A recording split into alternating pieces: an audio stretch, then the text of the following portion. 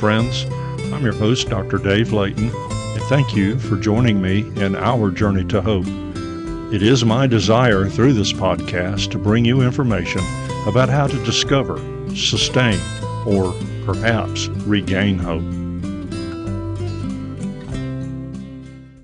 In this episode, I'm joined by Tim Hodge. He's the Chief Executive Officer of Rainbow Omega. Hello, Tim. Good morning. How are you doing?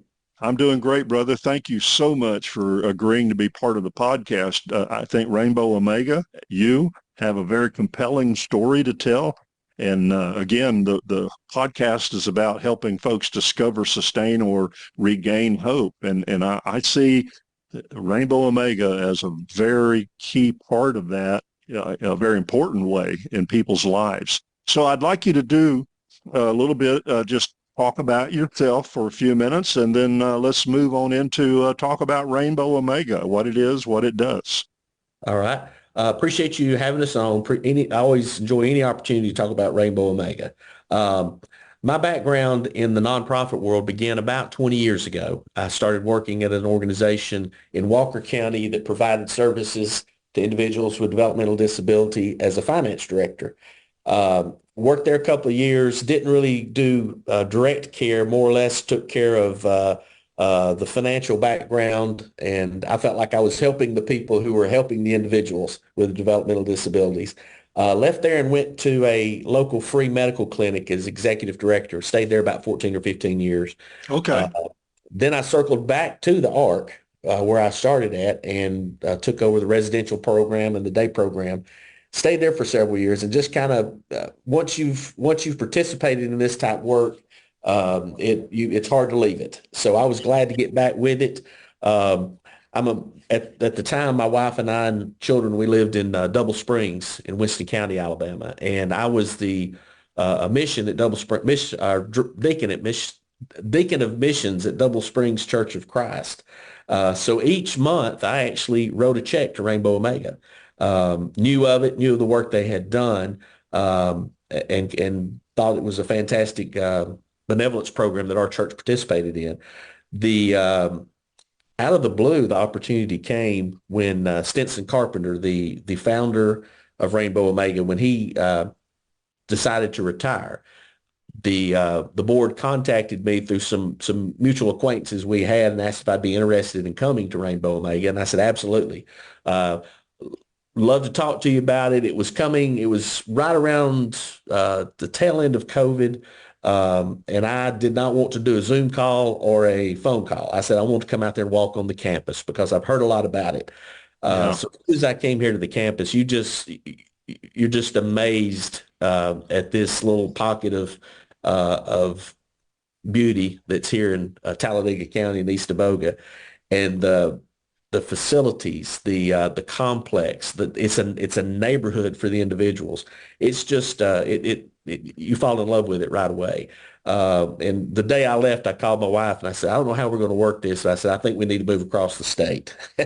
And she was very gracious and kind. And at a point in her career where she was retiring from as a school teacher, and all three of our sons had left Winston County and following their career paths, and we just felt like it was God's timing. It was just the right time for us to make this move, and man, it's been a blessing to me personally to be here and to work with some wonderful folks that take care of some wonderful individuals. And I've just been honored that the board gave me that opportunity, and love being here. About to hit my 3-year anniversary. I live here on campus. It's just a slice of heaven here on earth. Okay, great. You know, you said a few things. I was taking some notes. I also have served as deacon for missions here at the Prattville Church of Christ. I too have written checks for Rainbow Omega, and We appreciate it. Yeah, that's a joy. I don't mind doing that. And and you talk about God's timing. That was another thing I picked up on what you were saying. I've said to my wife on several occasions, oh, I wish I had been doing this 20 years ago. And she reminds me, well, you could not be doing what you're doing now 20 years ago. There had to be this growing and learning, and, talk about being a sojourner. There had to be a right time. And as you said, it was on God's time. But Exactly. as you did, and as I've done, when we recognize that, we need to move. We need to move into it. Okay. Um, Tell us a little bit about Rainbow Omega. First of all, that's an unusual name. Sometimes you think about the name of an organization or company or whatever, something in that name tells you what it is. But Rainbow Omega seems to be a little bit of an unusual name. So can you talk to that just a little bit? Absolutely. And it actually dovetails very nicely into our journey to hope. Uh, when Mr. Carpenter chose a name for Rainbow Omega, what his vision was, he and his wife, Miss Diane, Uh-huh. they had a son that had special needs, and he's still with us, still lives with us. They wanted to provide the reason they established Rainbow Omega is they wanted to provide a loving environment for individuals with developmental disabilities because they were facing the same reality that a lot of families and parents face of individuals with developmental disabilities in that who is going to take care of my child when I'm no longer here? And so that was what that was their encouragement to begin to establish Rainbow Omega.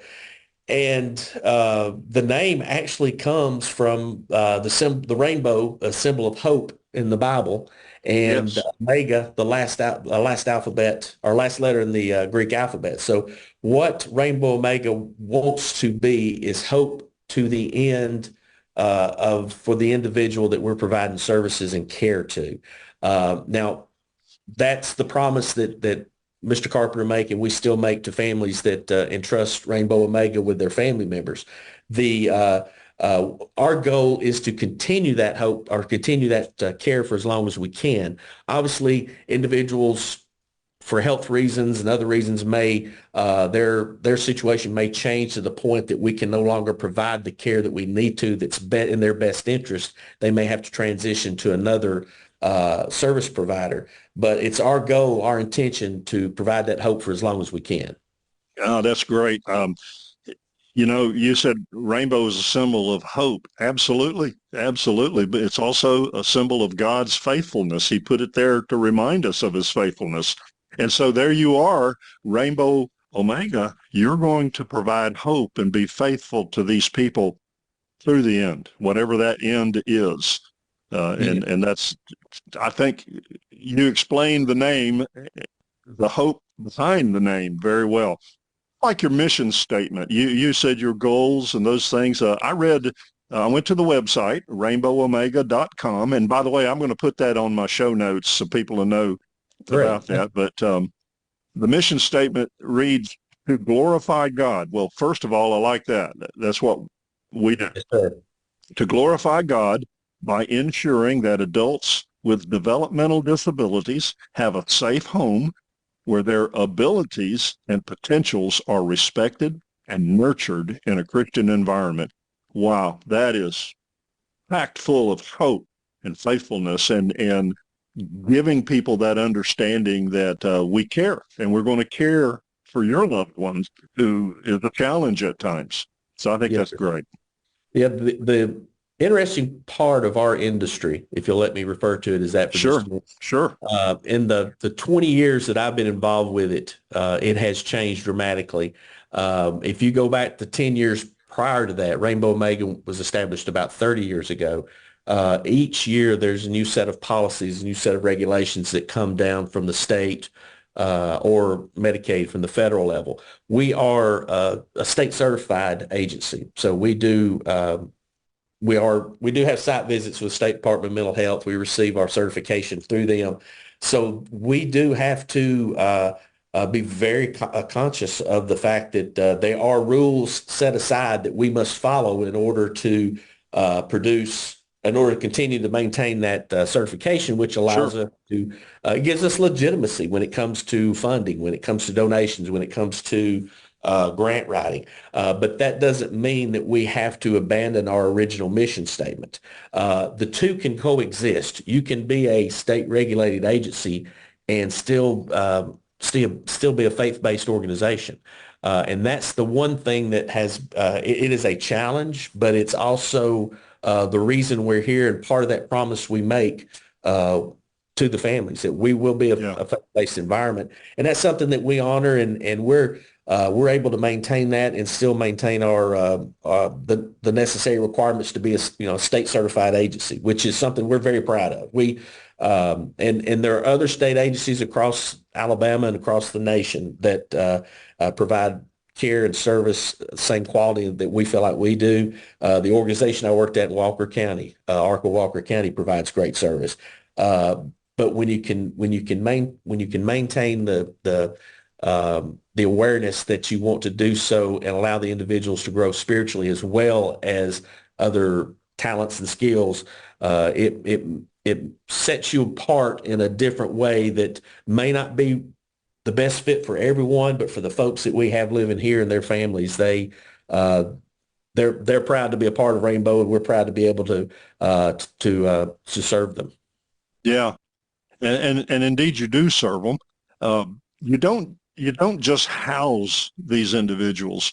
You provide them a life that's enriched and challenged and enables them to participate in life. Again, when I go to your website and then I've talked to other people about Rainbow Omega, I see that you have a lot of programs available. Oh, by the way, you mentioned the location of it. Yes, beautiful, beautiful part of Alabama. Of course, I think all of Alabama is beautiful, but it is just a very scenic, very peaceful part of the state, and that's important. But let's talk a little bit about the programs that you have available. You have a wide variety of programs available for the residents Yes, sir. at Rainbow Omega. So let's talk a little bit about those. Okay. The first program that was established when the first two homes were built is our residential program. That provides a home for the individuals. It's not a place for them to stay. It's their home. We have 8 residential homes here on our campus in our little community. Each home has 6 to 8 residents that live there, along with a house manager. They have their own bedrooms. They have each house has a large common area. It has a large dining area. We have kitchens that are designed to allow the individuals to participate in the preparation of meals. Each individual has each individual each year has what we call a PCP, a personal care plan meeting. And that's where the family and the individuals get together and they determine what goals they would like to set for the coming year, what skills they might like to learn. And the residential program is really set up to allow the individuals to grow with their personal skills. I'm sorry, the resident participates in that. I wanted Yes, to. Okay, absolutely. good. Yes, the resident and their family or guardians, parents, whoever's participates with them. Of course, each resident has used to be called case managers. They're called service coordinators now, and they participate in that as well, along with our staff that know the residents. And it may be anything from I would like to learn how to do my laundry, or I would like to learn how to prepare a meal, or I would like to learn how to make a grocery list. Whatever skills they would like to learn, we set a plan in place for that year to work with them. That is wonderful. I mean, just that itself is helping that person grow from their own individual perspective. That is so important. So I appreciate you doing that. It's about, developing confidence and self-awareness, and it gives the individual an opportunity to advocate for themselves. This is what I would like to learn. It's not something where we sit down with them and say, okay, here's 3 skills you're going to learn this year. Because if they're not interested in learning that skill, or if they don't have the capability of learning that skill, you're setting them up to not succeed. And so we want to make sure we give them the opportunity to succeed in whatever their personal goals are. Wow. That's what Rainbow Omega was established on. Now, the part about quality of life is not just a slogan. It's something that's important, because everybody needs to have a reason to get up in the morning and look forward to the day. So, and sitting in the house all day long and watching television is not necessarily something people enjoy doing. None of us need to do that. But yeah, so Rainbow Omega began to develop vocational programs for the individuals. We started out with a roadside fruit and vegetable stand here in Uh-huh. East, right off of I-20. And Mr. Carpenter, I think, would buy local fruits and vegetables, get some donated, and the residents would run the little fruit stand, and they would learn job skills. Plus, it was an opportunity to raise a little money for Rainbow. That developed into our greenhouses and our garden center program. We currently have 11 greenhouses on campus. We grow everything from poinsettias to mums to ferns, every imaginable plant that we can grow here and resell.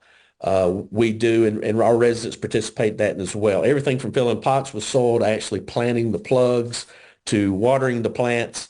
We wholesale these plants to local garden areas or garden centers here in our area. In 2019, we actually opened a garden center here on campus, a retail garden center. I, I think the decision was made. We need to get people on campus. This is a great way to do that. Our products are as comparable to anything you'll find out there. At the big box stores, they may be a little less expensive, but we feel like the products we produce are just a little bit Yeah. higher So, quality. Plus, they're made by so the individuals are the ones that do the work. yeah. So if I wanted to buy some plants like flowering plants or shrubs or something like that, I could go there to that. So Yes, you do sir. have plant sales. Yes, sir. It's 100 Hope Drive. Just put that in your GPS and you'll pull right in. The first building you'll see will be our garden center. And it's retail garden or retail plants. It's retail. We have candles and soaps. We have local honeys. We have several other items, some Rainbow Omega T-shirts and hats and things like that. So, of course, when we opened it up, it was December of 2019 and January of 2020 is when COVID hit. So we went through about 2 years of not really being able to promote it Yeah.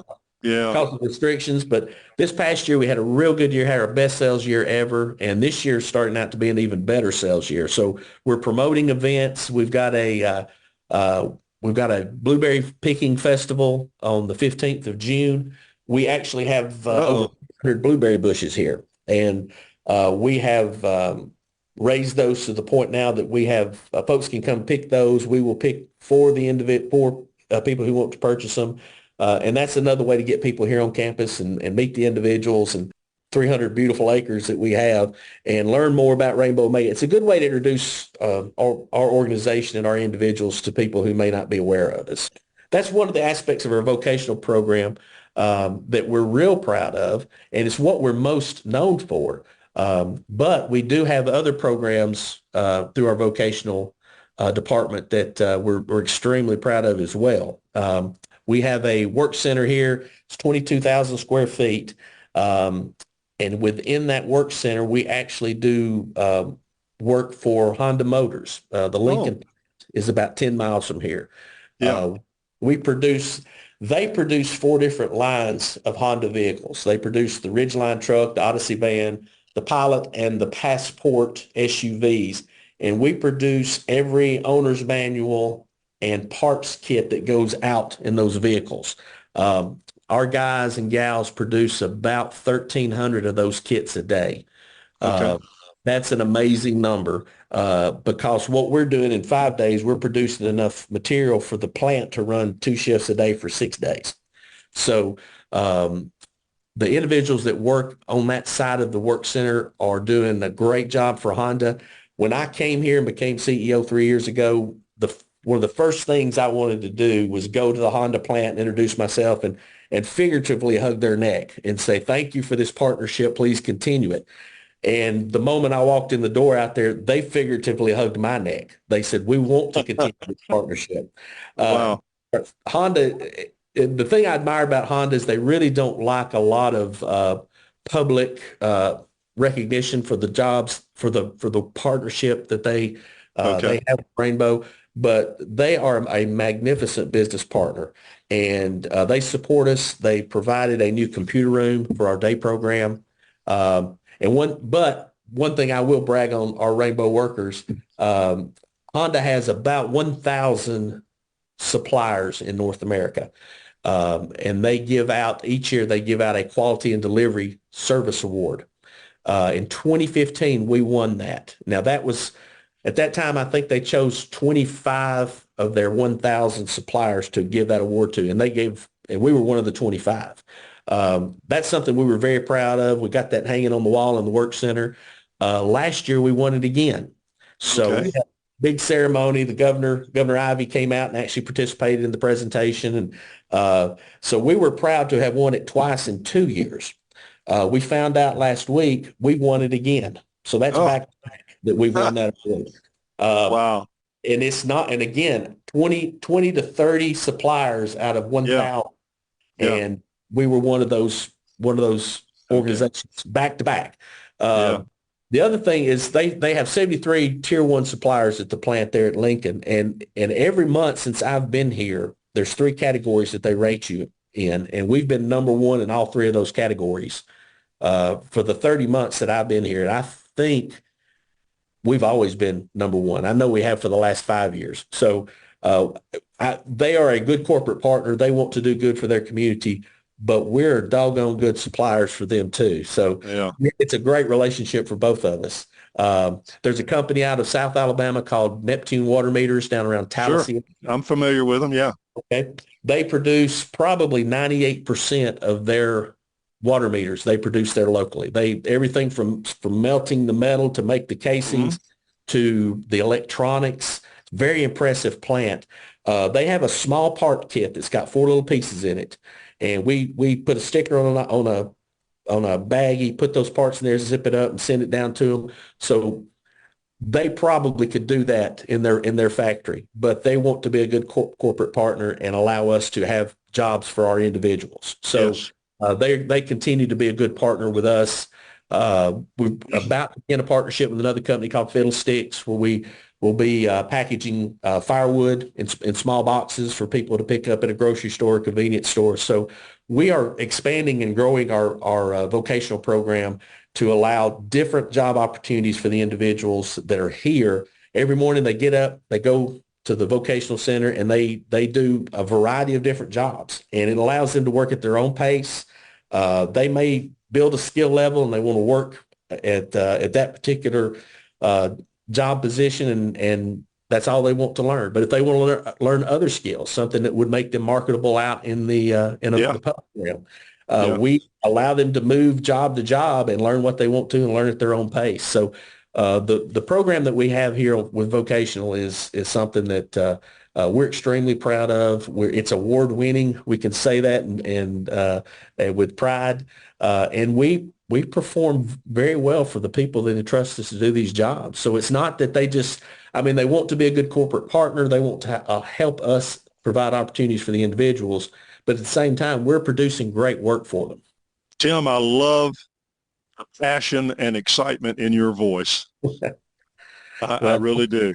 I You love know, Rainbow Omega, and I love these individuals, and I love promoting them, yeah, and because you can go up there and you can just watch them, and it's everybody that walks through our vocational center talks about how happy everybody is and how much they yeah, enjoy the work, and you can't say that about every job site. that's right. That's something I've That's right. learned through life. So Yeah, I tell people through this podcast and when I speak and teach on hope, um, one of the best ways to build hope is get out of yourself and do something for somebody else. And exactly, so you're helping people do that. I appreciate that so much. Again, discover, sustain, or regain hope. Well, you've talked about that very eloquently and wonderfully about the residents, and now obviously that's the most important thing. But what about hope for the family of that person? Can you speak that's to that briefly?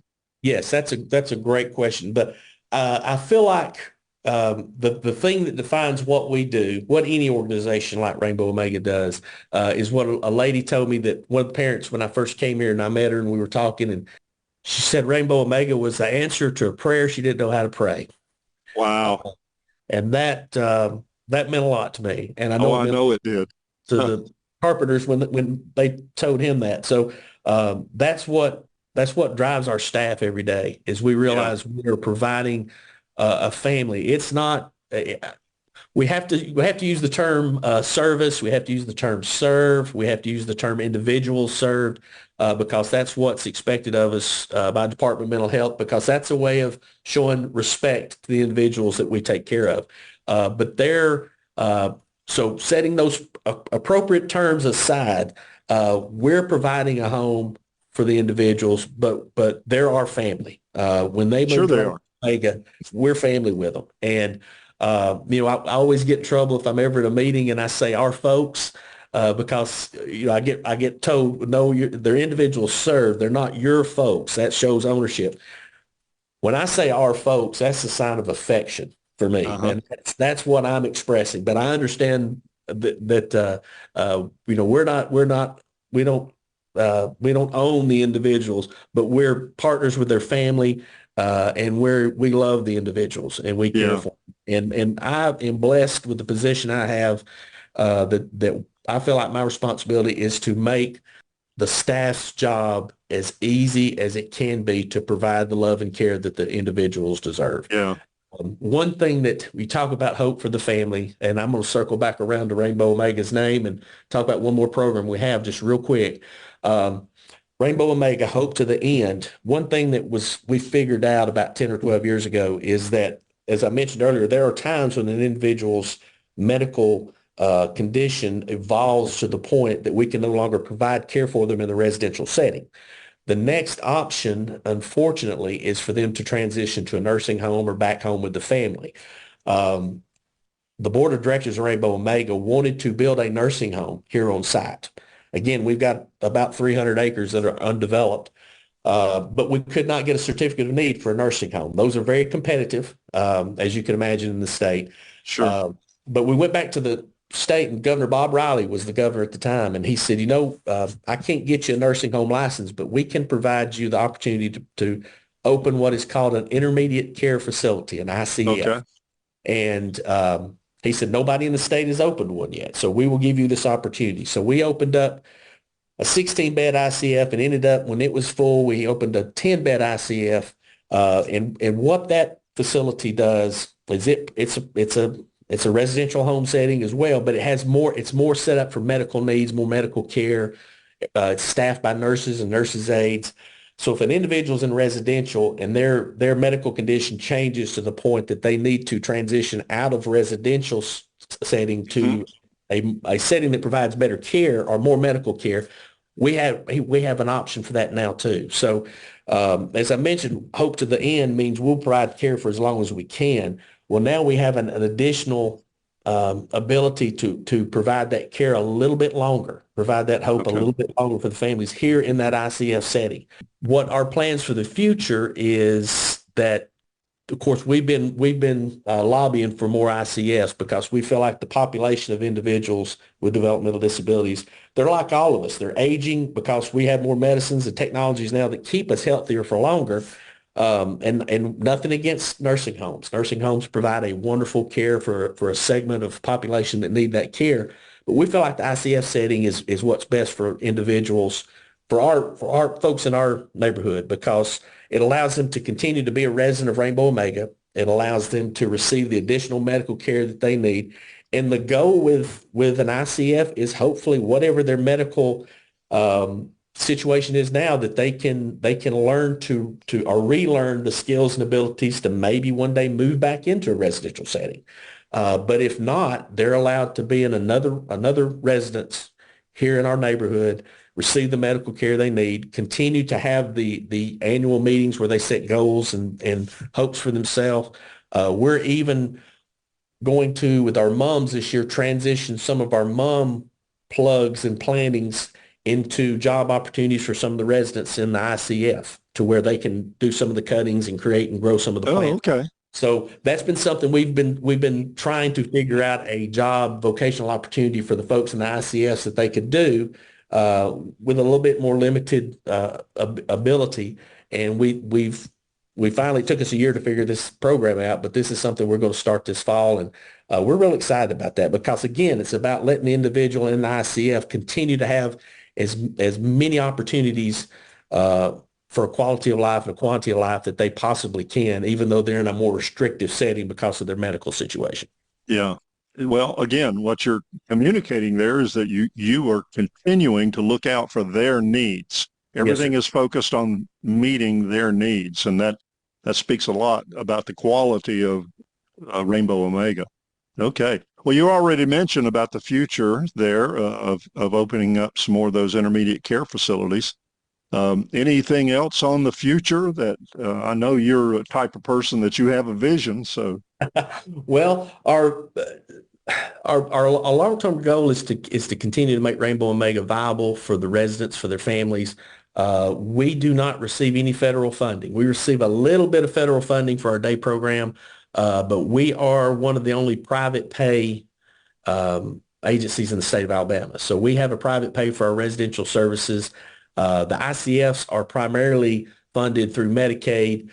So we want to continue to try to meet our budget. We want to continue to try to financially be good stewards of, not only be good stewards of the funding we receive through support from churches and businesses and individuals that are kind enough to donate, but we also want to make sure we're a good steward on the expense side of our budget sheet too. So we've really this last year really fine-tuned our budget and tried to make it more right size our budget for the services we provide, and continue to be able to maintain staff. We've been able to offer some new benefits to our staff that we feel like makes Rainbow. Rainbow Omega is the kind of place that if you work here, you've got the heart for it and you love that's it. right. Yeah, yeah. Most folks who say they would work for free, no one truly means that, but we do want to be If we responsible. can. Well, it would be great, exactly, and people work over and above what they can when it comes to their hours. Our staff actually moves into the houses for at least a week and live with the residents. So that's something that makes Rainbow pretty sweet too. But we want to maintain our budget and maintain good benefits for our staff so that we show them how much we appreciate them. And we want them to make Rainbow Omega a career and stay with us for, until they're ready to retire, because that's about the relationship building. And that way the families, when they come into the house to visit their family member, they see the same staff members there.